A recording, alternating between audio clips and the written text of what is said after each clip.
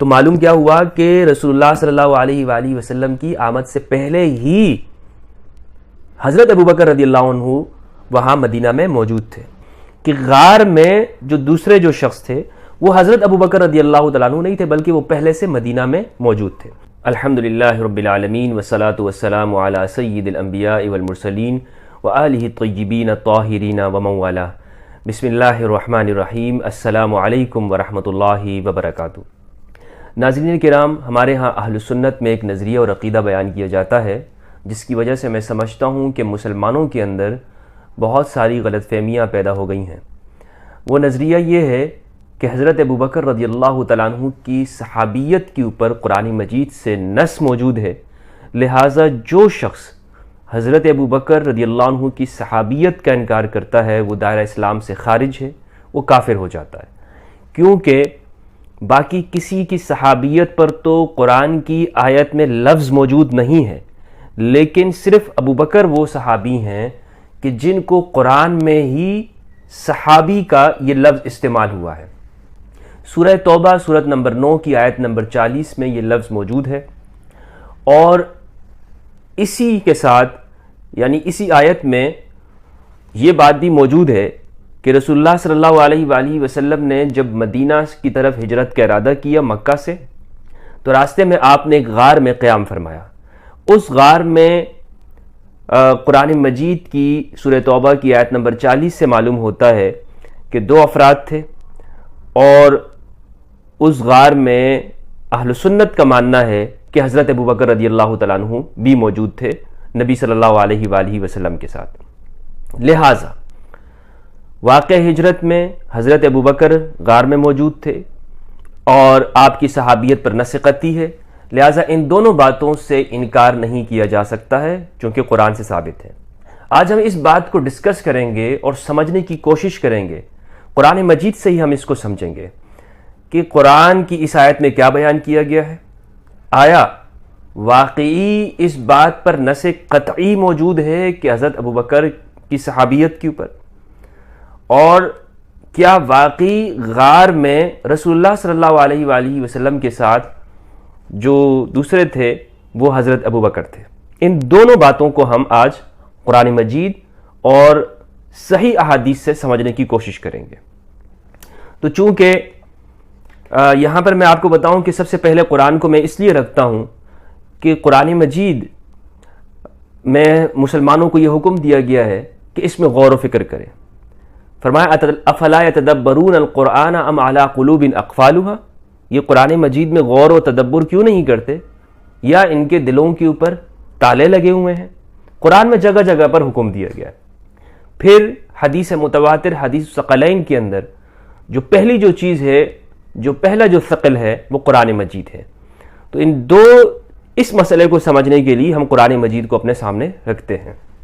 قرآن مجید کی سورہ توبہ کی آیت نمبر 40 جس میں یہ واقعہ موجود ہے، اعوذ باللہ من الشیطان الرجیم، بسم اللہ الرحمن الرحیم، الا تنصروہ فقد نصرہ اللہ، اگر تم اس رسول کی مدد نہ کرو گے تو فقد نصرہ اللہ، تو تحقیق اس کی مدد اللہ نے کر دی۔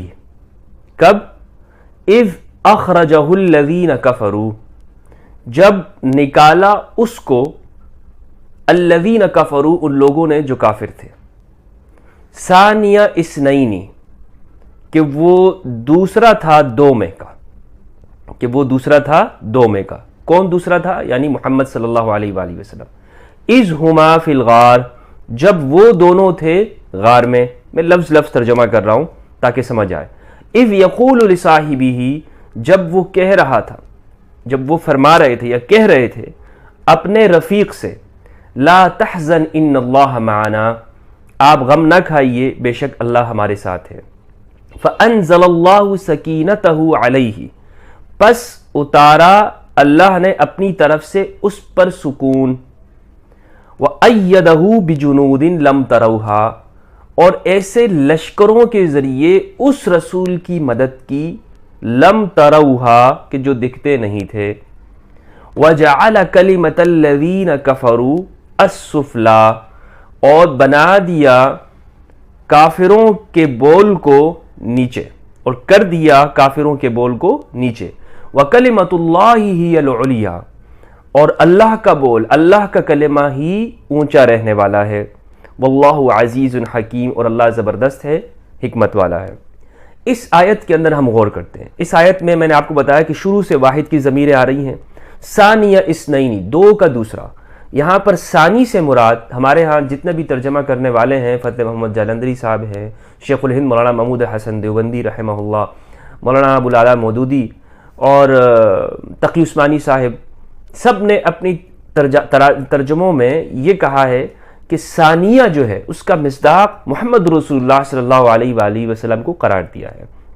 بعض نے بریکٹ میں ثانیہ اثنین، دو کا دوسرا، یعنی حضرت ابوبکر کا نام بھی لکھا ہے بریکٹ میں، یہاں پہ آیت کے اندر موجود نہیں ہے. ٹھیک ہے.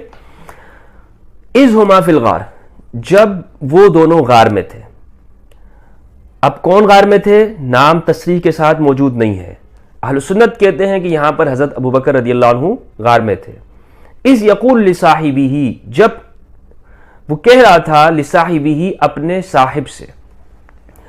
اب یہ جو صاحب کا لفظ ہے، اس وجہ سے ہمارے ہاں اہل سنت یہ مانتے ہیں کہ اس سے مراد حضرت ابوبکر ہے، اور لہٰذا جو ان کی صحابیت کا انکار کرے گا وہ صحابیت کا انکار کرنا کفر ہے. غالباً انجینئر مرزا صاحب نے بھی، ان کا میں نے کلپ دیکھا ہے، وہ بھی یہی بات کر رہے ہیں کہ ابوبکر کی صحابیت کا انکار کرنا کفر ہے.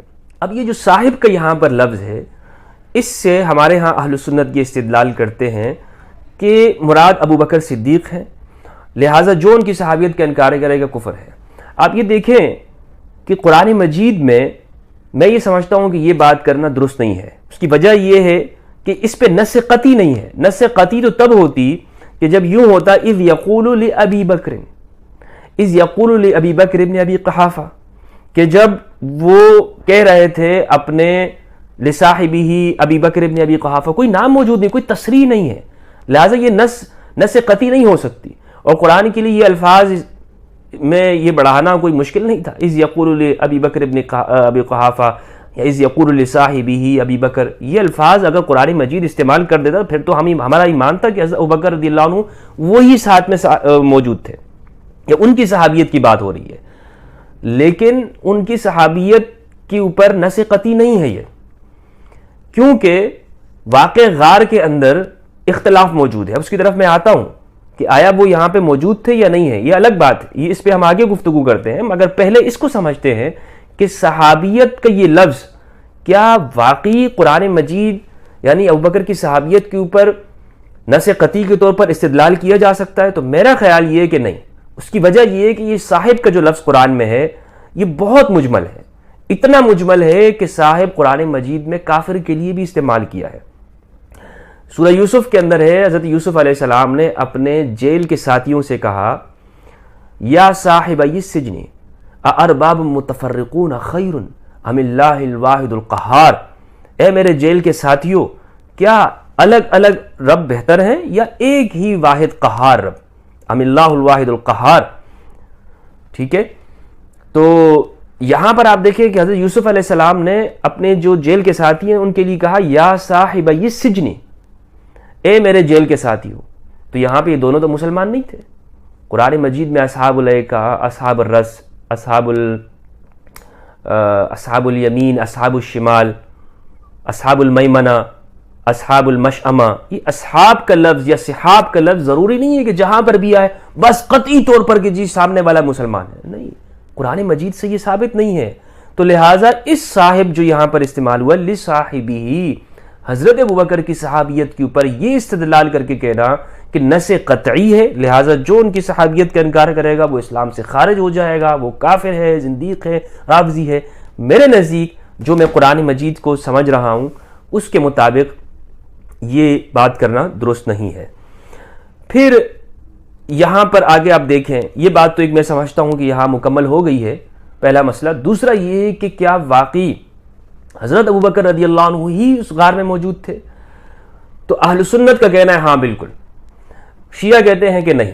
اب مجھے نہیں معلوم کہ شیعہ کی اس بارے میں تفصیل کیا ہے، مجھے شیعوں کی تفصیل کا علم نہیں ہے، اور میں یہ اس لیے نہیں کہہ رہا ہوں کہ ان کی جو تفصیل ہے وہ غلط ہوگی، یہ بھی ہمارے ہاں ایک لوگوں کی جو نفسیات بن گئی ہے کہ ہمارا فرقہ یا ہمارے علماء جو بات بھی کر رہے ہیں، اگر میں سنی ہوں تو ہمارے علماء ہماری جو بات بھی ان کی ہوگی ہر حال میں صحیح ہوگی، 100% صحیح ہے، وہ تو کبھی غلط ہو سکتے ہی نہیں ہیں، وہ تو کبھی غلط بول نہیں سکتے ہیں، وہ ہمیشہ حق پر ہے۔ اور جو مخالف لوگ ہیں، شیعہ ہیں، ان کے علماء کی جو تعبیر ہے، تفسیر ہے، وہ ہر حال میں غلط ہوگی۔ یہ بات یا یہ سوچنا اس طرح سے یہ بالکل درست نہیں ہے۔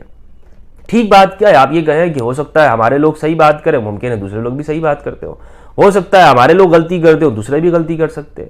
اپنے بڑوں کی تفسیر اور تعویلات، یعنی جو چیز قرآن میں نہیں ہے وہ تعویل ہی ہے نا، یعنی اس مجمل کی وضاحت میں آپ کے اکابرین نے یہ کہا ہے کہ ہمارے اکابرین سمجھتے ہیں کہ حضرت ابوبکر رضی اللہ عنہ اس سے مراد ہے، ٹھیک ہے یہ آپ کا کہنا ہے، لیکن اس کو جو نہیں مانتا وہ کافر ہے۔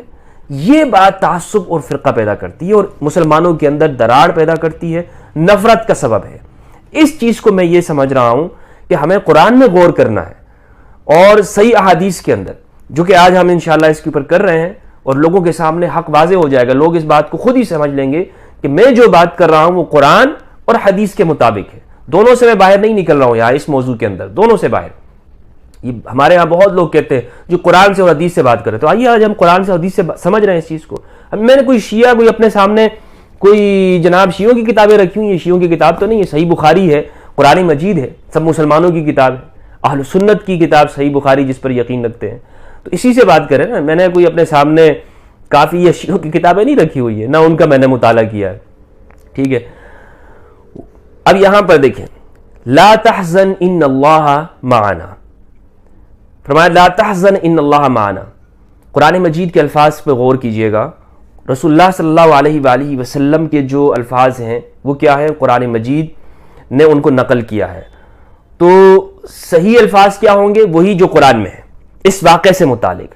قرآن کہہ رہا ہے لا تحزن ان اللہ معنا، کب کہا؟ اذ یقول لصاحبہ، یہ جو گفتگو ہو رہی ہے جو اپنے صاحب سے ارشاد فرما رہے ہیں، کس جگہ پہ؟ غار کے اندر ہے۔ کس جگہ پہ ہے؟ غار میں۔ لا تحزن ان اللہ معنا، غم نہ کھا، بے شک اللہ ہمارے ساتھ ہے۔ اس کو نوٹ کیجئے گا کہ میں نے آپ سے کہا کہ یہ گفتگو قرآن کے نزدیک غار میں ہو رہی ہے، باہر نہیں ہو رہی، کسی جگہ باہر نہیں ہو رہی۔ یہ کہاں ہو رہی ہے؟ ساری پوری بات غار میں ہو رہی ہے۔ فانزل اللہ سکینتہ علیہ، اللہ نے اتارا سکینتہ، اپنا سکینہ، کس پر؟ علیہ، اس پہ، حضرت ابوبکر پہ نہیں، یا یہ صاحب کے اوپر نہیں اتارا، کس پہ اتارا؟ علیہ، اس پیغمبر کے اوپر اتارا۔ اچھا جی دیکھیے، غم میں کون تھے؟ خوف میں کون تھے؟ حضرت ابوبکر تھے۔ سکینہ کن پہ اترنا چاہیے تھا؟ اطمینان کن پہ اترنا چاہیے تھا؟ صاحب کے اوپر اترنا چاہیے تھا، لیکن یہاں صاحب کے اوپر سکینہ نہیں اترا، کس پہ اترا؟ نبی کے اوپر اترا۔ یہ ایک بات یہ بھی نوٹ کیجئے گا، کیونکہ پیچھے صاحب سے ہی رسول اللہ نے ارشاد فرمایا لا تحزن ان اللہ معنا، تم غم نہ کھاؤ، اللہ ہمارے ساتھ ہے۔ تو اس کا مطلب ہے سامنے والے نے غم کھایا، یعنی اس بات کے اوپر، جس طرح کہ صحیح بخاری کے اندر موجود ہے کہ وہ ہمارے سروں کے اوپر کھڑے ہوئے، اگر نیچے دیکھ لیں تو یہ خوف حضرت ابوبکر کو لاحق ہوا تھا، رسول اللہ صلی اللہ علیہ وآلہ وسلم کو لاحق نہیں ہوا تھا۔ تو سکینہ کس پہ اترنا چاہیے تھا؟ صاحب کے اوپر، لیکن یہاں پر قرآن مجید کہہ رہا ہے فانزل اللہ سکینتہ علیہ، نبی پر اترا، وأیدہ بجنود لم تروہا، اور اس کی مدد کی کس طرح؟ ایسے فوجوں کے ساتھ، ایسے لشکروں کے ساتھ، لم تروہا، کہ تم نے نہیں دیکھے، یعنی وہ نظر نہیں آئے، وہ دکھے نہیں۔ اب یہاں پر کچھ لوگ کہتے ہیں کہ جی وہ کبوتر نے انڈے دے دیے، مکڑی نے جالا بنا لیا، وغیرہ وغیرہ۔ قرآن مجید نے جنود کہا کہ تم نے دیکھے نہیں، تم نے دیکھے نہیں۔ پھر بعد میں آگے وہ بنا لیے گئے جی، باتیں بنا لی اس سے کہ اس سے وہ وہاں پہ وہ تھی اور وہ تھی۔ قرآن میں کس طرح سے اضافہ کیا گیا، کس طرح سے اس میں چیزیں ایڈ کی گئی ہیں، آپ دیکھتے جائیں۔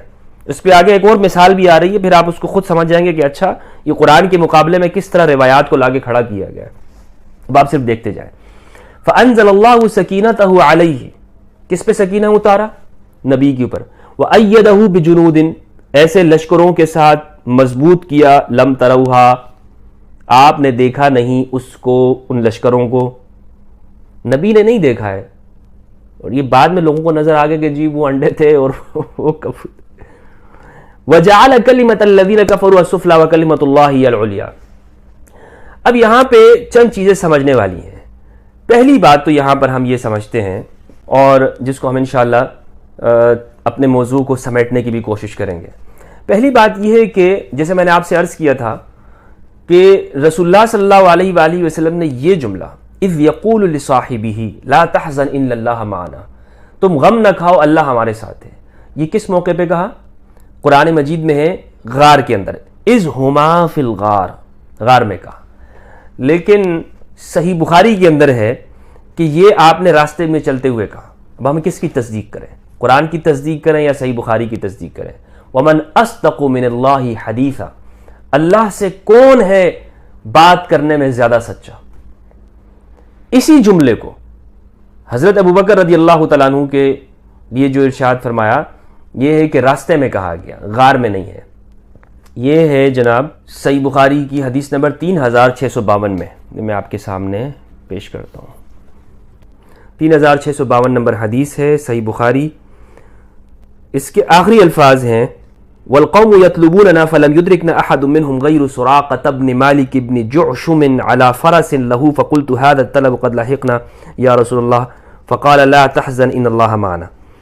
اس کا ترجمہ اہل حدیث عالم مولانا محمد داؤد راز نے یہ کیا ہے۔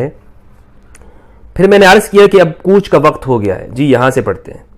یعنی ایک واقعہ پورا اس میں ذکر کیا گیا ہے کہ حضرت ابوبکر رضی اللہ عنہ نے رسول اللہ کے لیے دودھ پیش کیا وغیرہ، یہ پورا واقعہ ہے۔ اس کے بعد کہ پھر میں نے، آپ نے جب اسے پیا کہ مجھے خوشی حاصل ہو، آپ نے اتنا پیا کہ مجھے خوشی حاصل ہو گئی، پھر میں نے عرض کیا کہ اب کوچ کا وقت ہو گیا، اب چلتے ہیں یا رسول اللہ۔ آپ نے فرمایا ہاں ٹھیک ہے چلو۔ چنانچہ ہم آگے بڑھے، یعنی ہم چل پڑے، اور مکہ والے ہماری تلاش میں تھے، لیکن سراقہ بن مالک بن جوشم کے سوا ہم کو کسی نے نہیں پایا۔ یعنی اب آپ چل رہے ہیں اور پیچھے صرف سراقہ نے پا لیا۔ وہ اپنے گھوڑے پر سوار تھا، میں نے اسے دیکھتے ہی کہا یا رسول اللہ ہمارا پیچھا کرنے والا دشمن ہمارے قریب پہنچ گیا ہے۔ رسول اللہ نے ارشاد فرمایا فکر نہ کرو اللہ تعالی ہمارے ساتھ ہے۔ صحیح بخاری۔ کس موقع پہ کہا؟ کہ جب چل رہے ہیں۔ کس کی سنیں؟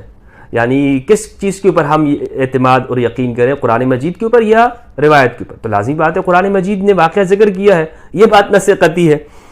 اچھا ٹھیک ہے، کیا معلوم ہوا جناب؟ ہمیں روایت سے معلوم ہوا کہ چلتے ہوئے یہ جملہ ارشاد فرمایا، قرآن مجید میں ہے کہ غار کے اندر ارشاد فرمایا۔ ایک بات یہ سمجھ میں آ گئی آپ کی؟ اب یہاں آپ دیکھیں کہ اس سے اگلی حدیث ہے 3653 کہ امام بخاری بسا اوقات میں قرآن مجید کے الفاظ میں وہ اس کو کس طرح سے تصریف کرتے تھے، بدلا کرتے تھے کبھی کبھار۔ قرآن مجید نے یہ جملہ ارشاد فرمایا ہے اذ یقول لصاحبہ لا تحزن ان اللہ معنا۔ ان جملوں کو آپ دیکھیں کہ بالکل بخاری نے بھی نقل کیا، لیکن کس طرح نقل کیا ہے؟ آیت میں موجود ہے۔ اب رسول اللہ نے یا تو یہ جملے ارشاد فرمائے ہوں گے، یہ جملے جو صحیح بخاری میں 3653 ہے، حدثنا محمد بن سنان حدثنا حمام عن ثابت عن انس عن ابی بکر قال قلت للنبی صلی اللہ علیہ وآلہ وسلم وانا فی الغار لو ان احدهم نظر تحت قدمه لابصرنا فقال ما ظنك يا ابا بکر باثنين الله ثالثهما۔ ترجمہ اس کا ہے کہ حضرت ابوبکر رضی اللہ عنہ نے کہا میں نے رسول اللہ سے عرض کیا، ابو بکر نے بیان کیا کہ جب ہم غار ثور میں چھپے تھے تو میں نے رسول اللہ صلی اللہ علیہ وآلہ وسلم سے عرض کیا کہ اگر مشرکین کے کسی آدمی نے اپنے قدموں پر نظر ڈالی تو وہ ضرور ہم کو دیکھ لے گا۔ اس پر حضرت صلی اللہ علیہ وآلہ وسلم نے فرمایا اے ابو بکر ان دو کا کوئی کیا بگاڑ سکتا ہے جس کے ساتھ تیسرا اللہ ہے۔ اب یاد دیکھیں کہ امام بخاری نے یہاں پہ الفاظ کیا نقل کیے کہ رسول اللہ نے کیا ارشاد فرمایا ما ظنک یا ابا بکر باثنین اللہ ثالثہما۔ حالانکہ یہ جو ما ظنک ابا بکر یا ابا بکر یہ جو الفاظ ہیں قرآن میں آپ دیکھیں تو قرآن میں ہے اذ یقول لصاحبہ لا تحزن ان اللہ معنا۔ کیا فرمایا؟ لا تحزن ان اللہ معنا، اور یہاں پر کیا ہے ما ظنک یا ابا بکر باثنین اللہ ثالثہما۔ تو یہ ہے یہاں پر اس کے اندر تبدیلی کرنا۔ خیر بہرحال یہ میں نے آپ کو ایک مثال بتا دی۔ اب یہاں یہ بھی سمجھنے کی ضرورت ہے کہ اگر واقعی حضرت ابوبکر رضی اللہ تعالیٰ عنہ ہی دوسرے غار میں موجود تھے تو یہ بات سب کو معلوم ہونی چاہیے، اور اس طرح کہ اس کی فضیلت کا اعتراف خود حضرت ابوبکر کے گھر والے بھی کے جو افراد ہیں وہ بھی کرتے ہوں۔ لیکن ہم یہ دیکھتے ہیں کہ صحیح بخاری کے اندر ہی سورہ احقاف کی تفسیر کے اندر امام بخاری نے ایک واقعہ نقل کیا ہے ام المومنین عائشہ رضی اللہ تعالیٰ عنہا سے۔ حضرت عائشہ نے مروان کے سامنے اس بات کا اعتراف کیا کہ اللہ سبحانہ و تعالیٰ نے قرآن مجید کے اندر میرے عذر کے علاوہ اور کچھ نازل نہیں کیا۔ یہ صحیح بخاری کی 4827 حدیث ہے، 4827 سورہ احقاف کی تشریح ہے۔ جب عبد الرحمن بن ابی بکر وہ بھاگ کر ام المومنین کے گھر میں چلے گئے تو یہ واقعہ ہے، اور یہ اس وقت کا واقعہ ہے کہ جب معاویہ نے مروان کو یہ حکم دیا تھا کہ تم یزید کی لوگوں سے بیعت لو مدینہ کے اندر، تو حضرت عبد الرحمن بن ابی بکر جو ہیں وہ ام المومنین کے گھر میں چلے گئے، تو اس موقع پر مروان نے حضرت عائشہ کے سامنے یہ کہا کہ یہ وہی ہے والذی قال لوالدیہ اف لکما اتعیداننی، قرآن مجید کی آیت فٹ کی کہ یہ وہی ہے کہ جس کے بارے میں قرآن میں یہ آیت نازل ہوئی ہے، یعنی تمہارے اس بھائی کے بارے میں قرآن میں آیت ایسی نازل ہوئی جو اس کے مذمت کے بارے میں ہے۔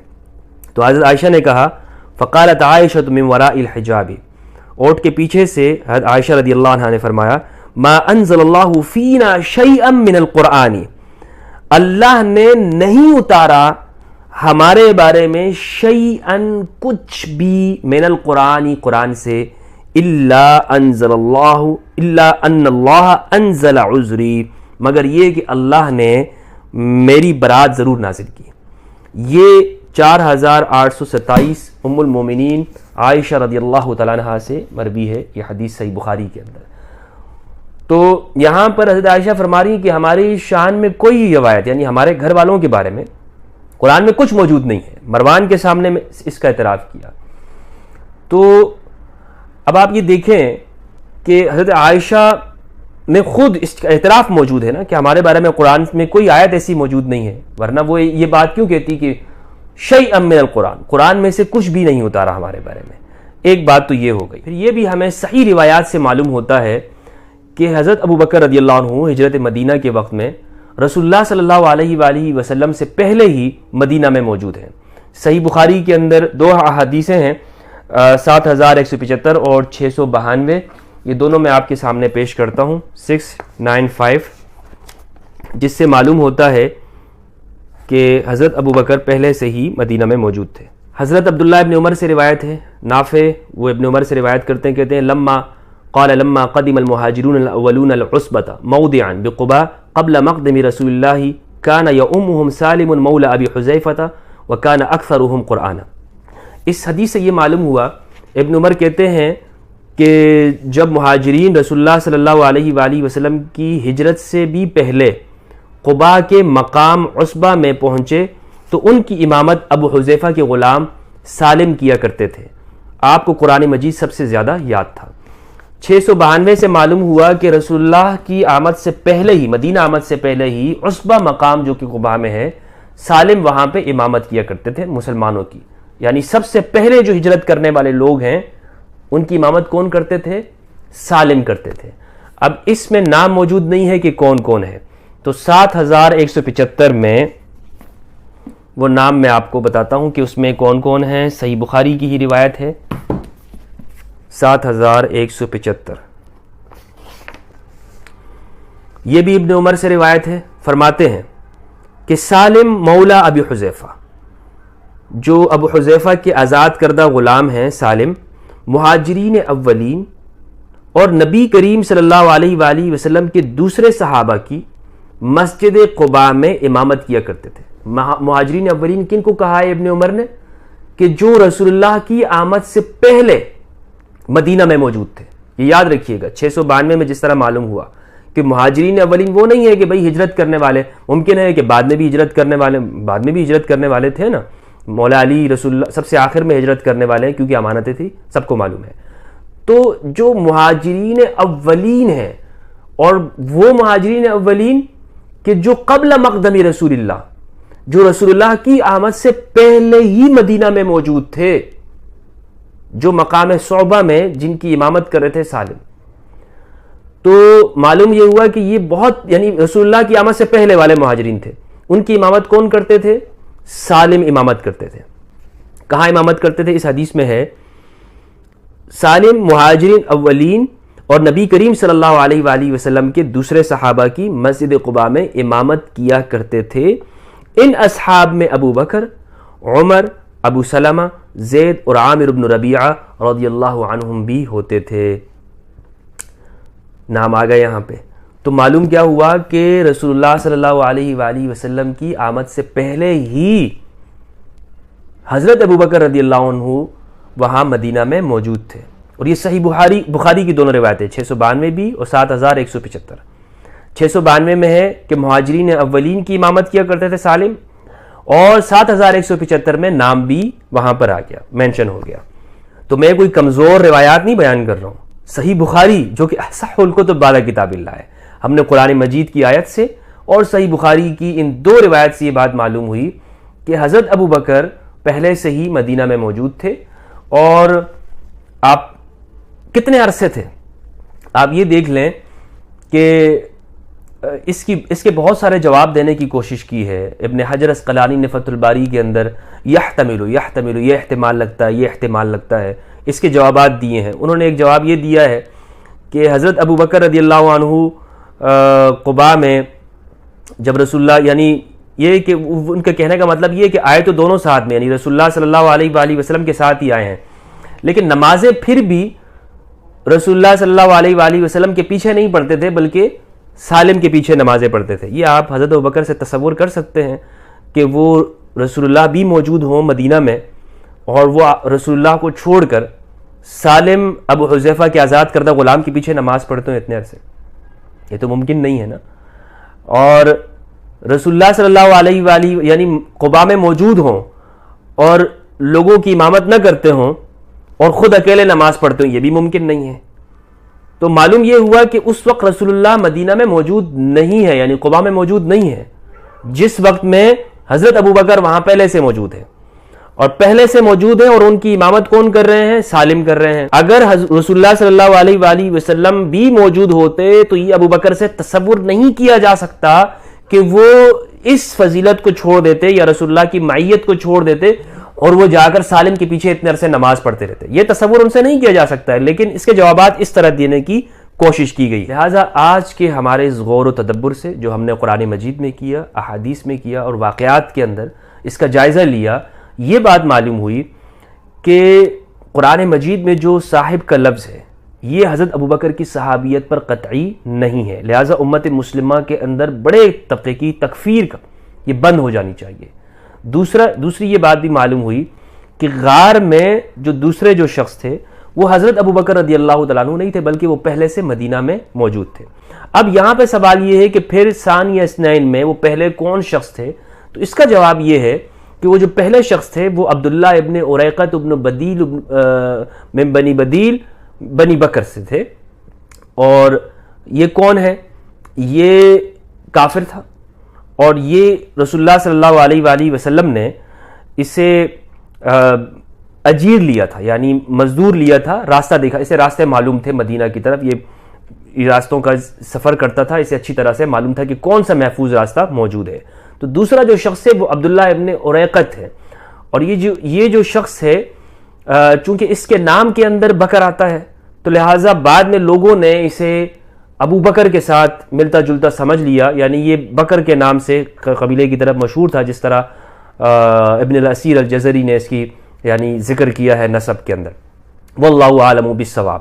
لیکن بہرحال میرے نزدیک یہ چیز یہاں پر مجھے سمجھ میں آئی ہے، کسی اور کو کچھ اور سمجھ میں آ سکتی ہے، اور یہ میں کسی پر کوئی لازمی نہیں قرار دے رہا ہوں کہ وہ میری اس تحقیق کو، یہ ریسرچ کو ہی وہ حق اور سچ مانے اور یہی ہے بھائی، اس کے علاوہ اور کوئی سچ ہے نہیں. ایسا نہیں ہے، نہ میرا یہ ماننا ہے، نہ میں اس طرح سمجھتا ہوں. جو میری فہم کے اندر میری ناقص فہم صحیح بھی ہو سکتی ہے، غلط بھی ہو سکتی ہے. اگر صحیح ہوئی تو یہ اللہ کی طرف سے ہے اور اگر خطا ہوئی تو یہ شیطان کی طرف سے ہے. میں آپ سب سے اجازت چاہتا ہوں اس دعا کے ساتھ کہ اللہ سبحانہ و تعالی ہمیں قرآن مجید کا اور قرآن مجید کا فہم تدبر کرنے کی توفیق دے اور اہل بیت علیہم السلام کی معرفت عطا فرمائے۔ والسلام علیکم ورحمۃ اللہ وبرکاتہ۔ اور ہم یہ کہ دوسروں کی تکفیر اور ان کو کافر نہ قرار دیں۔ السلام علیکم ورحمۃ اللہ وبرکاتہ۔